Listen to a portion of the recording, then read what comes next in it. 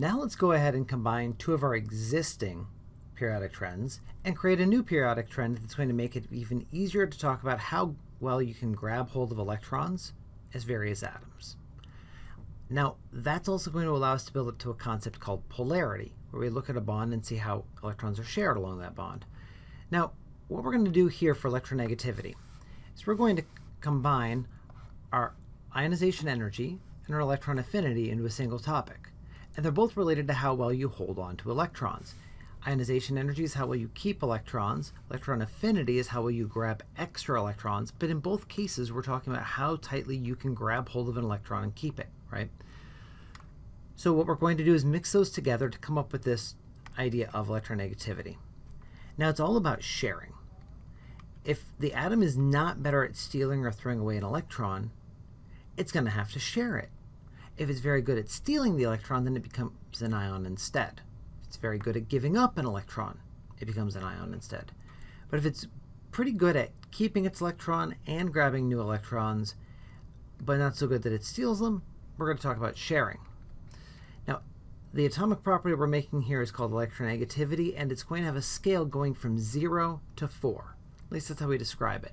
In reality, on the table, it's going to go from 0.7 is usually the lowest atom that we talk about on there, and it goes all the way up to 4. But since we're going to care about the difference between two atoms, so we can talk about the sharing, right? You can't have sharing if you've only got one person. If you have two people, they can share. Well, if you have two atoms, you can share electrons as well. So when we have things shared, we're going to look at the difference between those electrons, and that's when we can actually have the same atom on both sides, and they subtract out to give you a delta, a difference of 0. Now suppose we had carbon and fluorine, and they're going to have a single bond between them, which we see sketched here. Now, electronegativity of 4 is going to be for fluorine. Fluorine is phenomenal at grabbing electrons. It ends up being the really big brother in these relationships. If it's forced to share, it's sharing to its own benefit. But it's not really sharing. It's keeping all the toys pulled right around itself, right? Now carbon, middle of the road.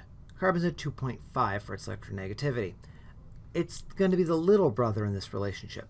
So while they are both sharing this pair of electrons, big brother gets to share the pair more often, which means the electrons are going to spend a little bit more time on this side.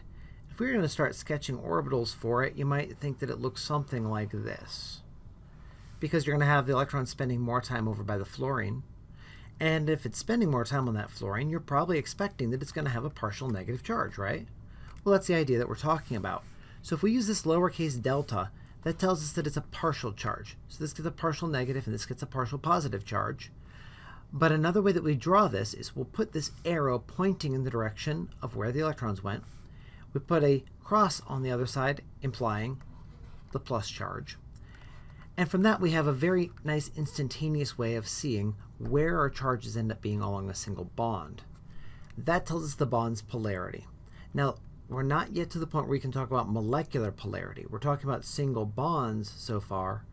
But for those of you who remember this from like a geometry class, this is looking a heck of a lot like a vector. And that's what it's going to be. If you don't remember that word, I'll point out, if we're talking about a force, we can show the direction that a force is pointing. And if we're going to have one force going this way and another force going this way, the net effect of both of them is that it goes this way, and it's going to be a bigger thing because it's adding together in a fashion, right, along that triangle. That's called vector addition. We won't get more specific than that about vectors in our course, but it's a good way to think about what's going on with polarity. Once we're talking about multiple bonds and their polarities, we can actually start discussing the polarity of an entire molecule.